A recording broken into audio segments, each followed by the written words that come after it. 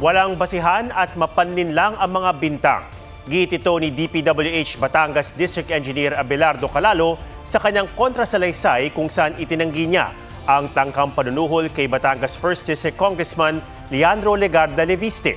Anya, ang dinala niyang mahigit 3 milyong piso kay Leviste ay donasyon umano mula sa isang contractor na kinolekta niya sa utos ni Uswag Ilonggo Party List Representative Jojo Ang bilang suporta sa mga proyekto ni Leviste. Nang magpunta raw siya sa tanggapan ni Leviste noong August 22, si Leviste raw ang nagtanong ng halaga kung ang mga kontribusyon ng mga kontraktor ay aabot sa 10%. Tinanong din umano siya ni Leviste kung meron siyang dala noon. Tumugon siyang meron siyang maliit lang na halagang idodonate ng isang contractor na ipapadala na lang sa assistant ni Leviste. Pero sabi umano sa kanya ay kunin na ito kahit maliit para masimulan na.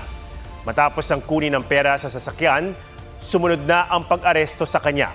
Sabi naman ni Leviste ang mahigit 3 milyong pisong tinangkaraw na ipangsuhol ay may kasamang resibo mula sa 3 kontrata. At anya, tila inamin ni Calalo na tumatanggap siya ng donasyon sa mga contractor. Hinamo niya si Calalo na pangalanan ang mga nag-donate ng pera. Nabanggit din ni Calalo sa counter-affidavit na una niyang nakapulong si Leviste kasama ang ina nitong si Senadora Loren Legarda at si Congressman Ang. Sinabihan umano siya ni Legarda na alagaan ang mga proyekto ni Legarda at ang mga naroon sa naturang distrito. Depensa ni Leviste, repair ng nasirang Binambang at Puting Kahoy Bridge na pinondohan niya sa personal na donasyon ang pinag-usapan nila ni Calalo kasama ng kanyang ina.